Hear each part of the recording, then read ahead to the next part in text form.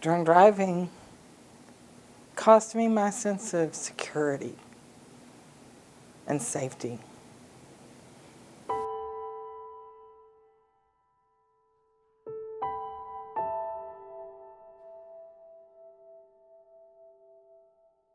Across 3 lanes, through a tree and a telephone pole, and up against a house. He had fractured my C2 and my C5 vertebra, so he broke my neck.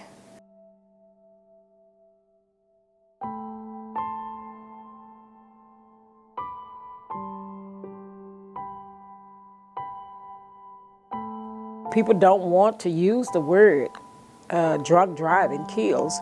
They want to use the word accident.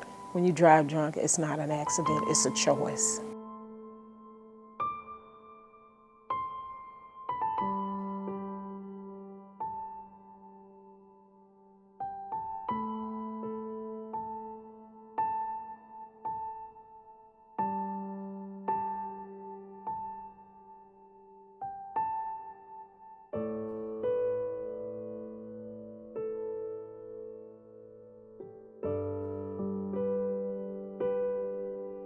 You would be surprised how many people that I have come into this class that have the interlock that say if it wasn't for that interlock that they would still be drinking.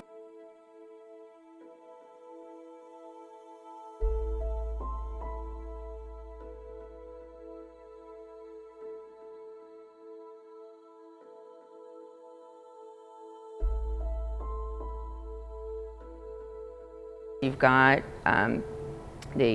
cars hooked up that are not going to start if somebody has been drinking, and that happens right away. And the focus is on prevention instead of punishment, because punishment that doesn't prevent future accidents, injuries, fatalities is useless as far as I'm concerned. Useless and expensive. I think it's going to take this stigma away from I'm a criminal.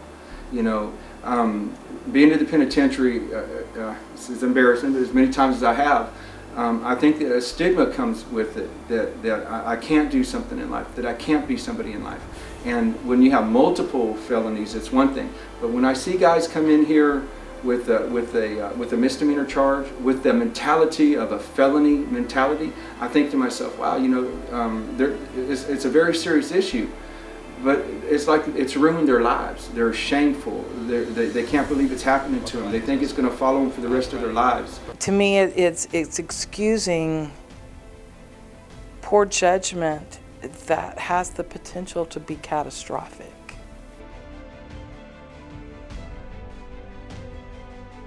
First time I didn't get the interlock, but I got 2-year probation.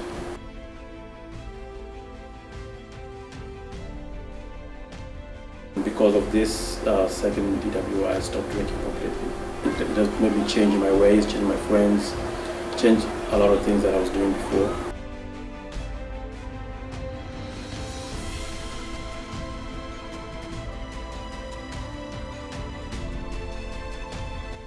It's needless, it's preventable, so let's stop drinking and driving. It's that easy.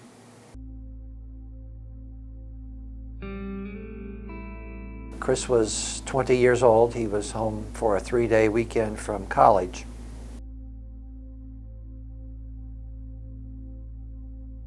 And he said, oh, Dad, remember we were talking about sports cars and cars that are really fast and mean?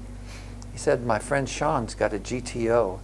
And he said, Dad, believe me, it's fast and it's mean. And little did we know that in just a few short hours, Chris would be hanging upside down.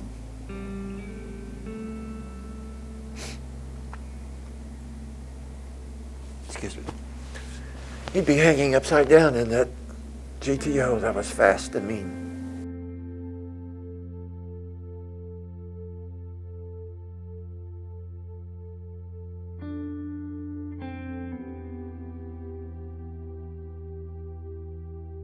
One of the kids in the back seat asked Sean, he said, hey Sean, you got a really fast car, let's see what this car will do. and Sean accelerated on a rural country road going about 120 miles an hour. Lost control of the car and it hit a dirt embankment, became airborne, flipped over on its top, rolled over again, and the passenger side where Chris was sitting slammed into a very large tree. He tried to describe where they were located. Turns out it was only about 2 or 3 miles from our home. There were police officers stopping traffic and making them detour around the crash scene.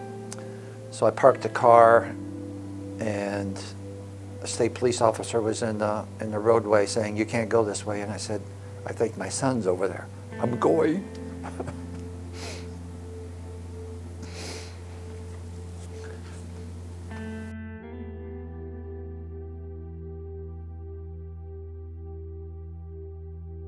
If you can imagine a car colliding on the soft spot of the driver's side door, going 120 miles an hour, it literally destroyed the car. And it literally destroyed our son's opportunity to live.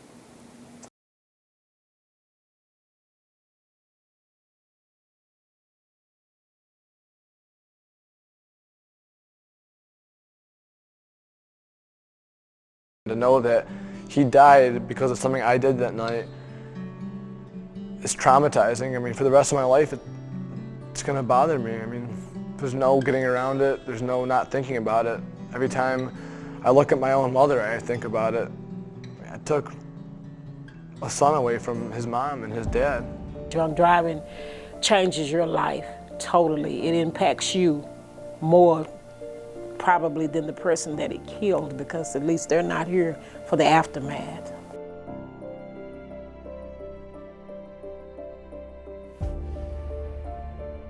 My daughter was on her way to work. She called everybody and told them, "Don't come that way, there had been a crash," only to find out a couple of hours later that it was her brother. My doorbell rang.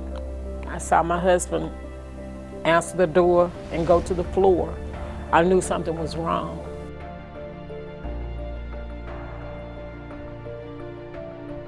And I immediately got a ride to the hospital, which my son was already deceased when I got there. My son was not only taken from us, he was taken from his church, he was taken from his community, he was taken from the youth, he was the person that invented family night at our house.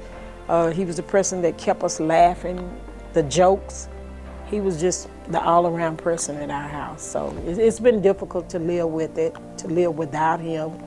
And as the days ahead, I just pray that somehow the message of driving drunk will overwhelm people so that it doesn't happen and that this doesn't continue to happen. They don't like to use the word kill. That bothers them. When in all fairness, that is the correct word. You killed. You killed. You didn't accidentally, you killed. Because when you make the choice to drive drunk, that is a choice that you make. It's cost me a lot of my joy, my livelihood, some of my health also.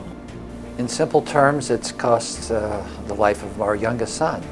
Drunk driving has taken a lot of time away from me, and has cost me a lot of money. Coming to terms with the fact that you're never going to be who you were, that what happened to you has forever altered who you are. Nothing ever puts those pieces back together again the way they were.